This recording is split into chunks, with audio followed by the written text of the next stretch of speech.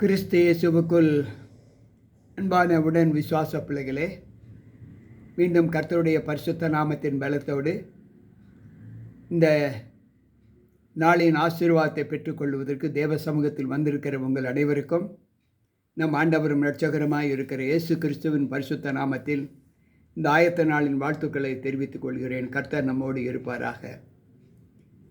இந்த நாளிலும் நாம் இந்த ஆண்டின் 2வது நாளை சந்தித்திருக்கிறோம். இந்த 2வது நாளின் காலையின் பொழுதில் தேவன் நம்மோடு கூட பகிர்ந்து கொள்ளக்கூடிய வார்த்தை என்ன என்றால், பிரசங்கின் புஸ்தகம் 9வது அதிகாரம் 8வது வசனம் இப்படி சொல்லுகிறது: உன் வஸ்திரங்கள் எப்பொழுதும் வெள்ளையாயும் உன் தலைக்கு எண்ணெய் குறையாததுமாயும் இருப்பதாக. உன் வஸ்திரம் எப்பொழுதும் வெண்மையாயும் உன் தலைக்கு எப்பொழுதும் எண்ணெய் குறையாததாயும் இருப்பதாக என்று அவர் சொல்லுகிறார். அன்பு பிள்ளைகளே, இன்றைக்கு வெண்மை என்று சொன்னாலே பரிசுத்தத்தை குறிக்கிறது, அழுக்கற்ற ஒரு தன்மையை குறிக்கிறது.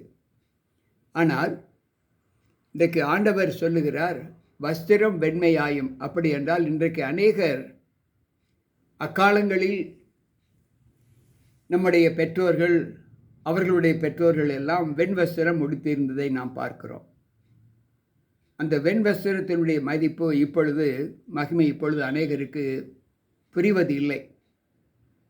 அவர்கள் பலவித வர்ணம் கொண்ட ஆடைகளை உடுப்பதை நாம் பார்க்கிறோம்.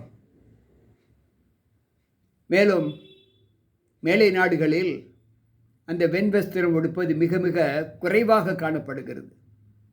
என்னை பொறுத்தளவு நான் பார்த்த தேசங்களிலே, இந்திய தேசத்தில், தமிழகத்தில் தான் அந்த வெண் வஸ்திரம் உடுத்துவதை அதிகமாக பார்க்கிறோம். இந்த வெண் வஸ்திரம் எதை குறிக்கிறது என்றால், தேவன் நமக்கு வைத்திருக்கிற வெண் வஸ்திரம் அழுக்கற்ற ஒரு வஸ்திரம்.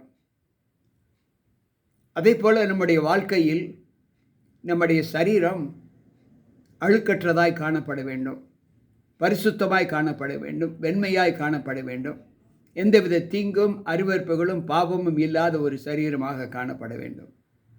அப்படி இருக்கும்போது தான் பரிசுத்த ஆவியானுடைய ஒளி நம்மிடத்தில் தங்கும் என்று இங்கு வேதம் நமக்கு சொல்லுகிறது. 104வது சங்கீதத்தை நாம் வாசிப்போம் என்றால், அங்கு 15வது வசனம் இப்படி சொல்லுகிறது. 104வது சங்கீதம் 15வது வசனம் இப்படி சொல்லுகிறது: மனுஷனுடைய இருதயத்தை மகிழ்ச்சியாக்கும், திராட்சை ரசத்தையும் அவனுக்கு முகக்கலையை உண்டு பண்ணும். அவனுக்கு முகக்கலையை உண்டு பண்ணும் எண்ணெயையும் மனுஷனுடைய இருதயத்தை ஆதரிக்கும் ஆகாரத்தையும் விளைவிக்கிறாய். அன்பு பிள்ளைகளே, ஏன் வெண்வஸ்திரம் என்று சொன்னால், மனுஷனுடைய இருதயம் அழுக்கற்றது, தூய்மையானது என்று சொல்லுகிறார்.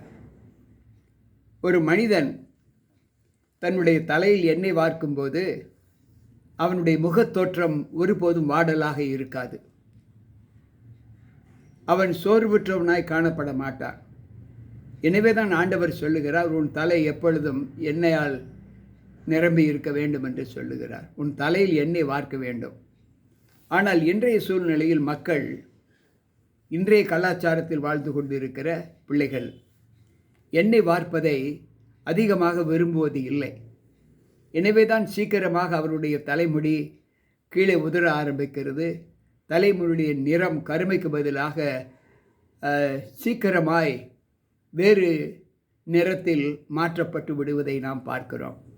ஒரு மனிதனுக்கு சரீரத்திற்கு எண்ணெய் எவ்வளவு அவசியமோ அதை இன்றைக்குரியக்கூடிய மக்கள் உணர்வது இல்லை.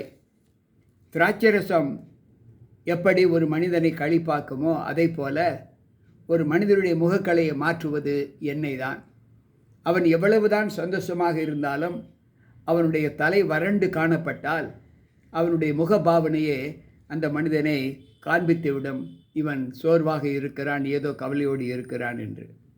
எனக்கு பிரியமான தேவ பிள்ளைகளே, இன்றைக்கு நம்முடைய வாழ்க்கையில் நாம் கற்றுக்கொள்ளக்கூடிய சத்தியங்கள் என்ன என்று நாம் யோசித்து பார்த்தால், அதைத்தான் ஆண்டவர் அங்கு நமக்கு சொல்லுகிறார். மேலும் அவர் சொல்லுகிறார், தேவ சமூகத்தில் நமக்கு ஏற்பட்டு இருக்கிற சம்பவங்கள் எப்படிப்பட்டதாய் இருக்கிறது, அது எப்படி செய்வோம் என்று இனி யோசிக்க வேண்டாம். பிரசங்கின் புஸ்தகம் 9வது அதிகாரம் 10வது வசனம் சொல்லுகிறது, செய்யும்படி உன் கைக்கு தெரிகிறது எதுவோ அதை உன் பலத்தோடே செய். நீ போகிற பாதாளத்திலே செய்கையும் வித்தையும் அறிவும் ஞானமும் இல்லையே. உன் இருதயத்திற்கு எதை செய்ய வேண்டும் என்று நீ யோசிக்கிறாயோ அதை உன் பலத்தோடு செய் என்று ஆண்டவர் சொல்லுகிறார். அன்பு பிள்ளைகளே, சற்று யோசித்து பார்ப்போம். நம்முடைய வாழ்க்கையில் நாம் இருக்கக்கூடிய குணங்கள் என்ன? என்னாகம புஸ்தகத்தை நான் வாசிக்கும்போது அங்கு 13வது அதிகாரம் அங்கு 30வது வசனத்திலே ஆண்டவர் சொல்லுகிற வார்த்தை என்ன என்றால், அவர் சொல்லுகிறார், காலேப் மோசேக்கு முன்பாக ஜனங்களை அமர்த்தி, நாம் உடனே போய் அதை சுதந்திரித்து கொள்வோம், நாம் அதை எளிதாய் ஜெயித்து கொள்ளலாம் என்றான்.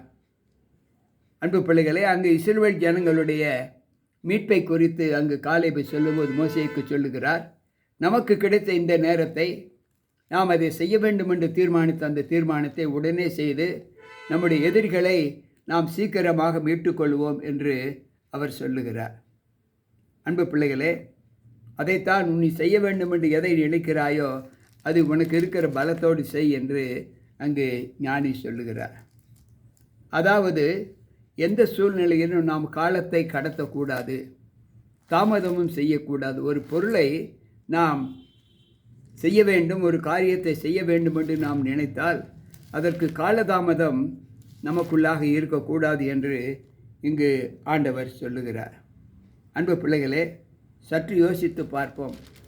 நம்முடைய ஜீவிதத்திலே நாம் ஆண்டவரோடு ஜீவிக்கிற அந்த ஜீவிதத்தின் தன்மைகள் எப்படிப்பட்டதாய் காணப்படுகிறது என்பதை யோசித்து பார்ப்போம். அங்கு வேதாகமத்தில் அங்கு திருமுழுக்கு எடுப்பதற்கு கூட நாம் காலதாமதம் செய்யக்கூடாது என்று சொல்லுகிறார். அப்போஸ்தலர் 20:16 22:16 சொல்லுகிறது. அப்போஸ்தலர் 22:16, இப்பொழுது நீ தாமதிக்கிறது என்ன? நீ எழுந்து கர்த்தருடைய நாமத்தை தொழுது கொண்டு ஞானஸ்தானம் பெற்று பாவங்கள் போக கழுவப்படு என்று சொல்லுகிறார். அன்பு பிள்ளைகளே, நாம் எந்த நேரத்திலும் நாம் செய்ய வேண்டும் என்று தீர்மானிக்கிற அந்த நினைவு உலக காரியங்களாக இருந்தால் அதை சீக்கிரமே செய்து விடுகிறோம். ஆனால் ஆண்டவருக்கு அடுத்த காரியங்களாக இருந்தால் அதை நாம் செய்வதற்கு தாமதம் செய்கிறோம். அன்பு பிள்ளைகளே, அந்த தாமதம் இனிமேலும் நம்முடைய வாழ்க்கையில் வேண்டாம்.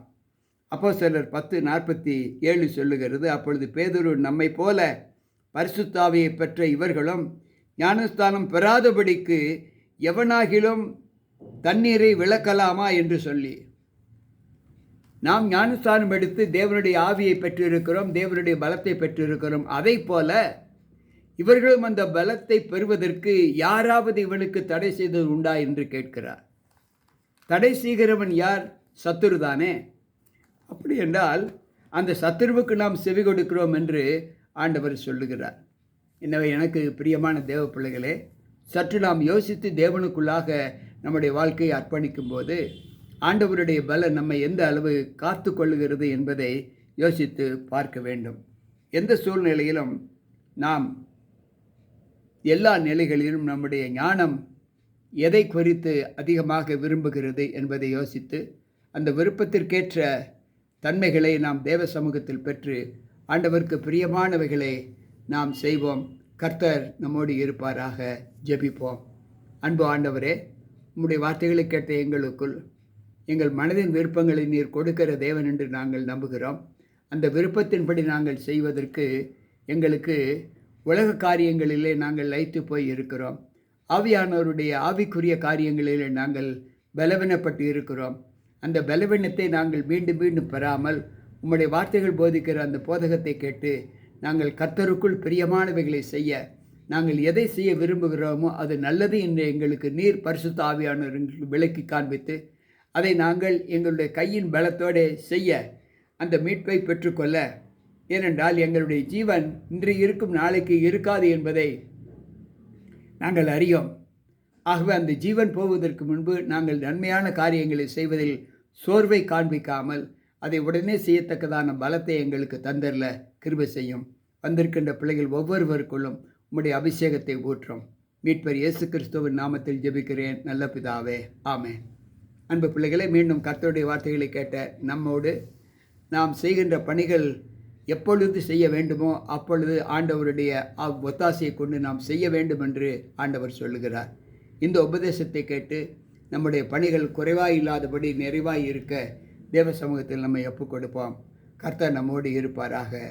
மீண்டும் நாளை சந்திப்போம். உங்கள் போதகர் ஜி.கே. ராபர்ட்.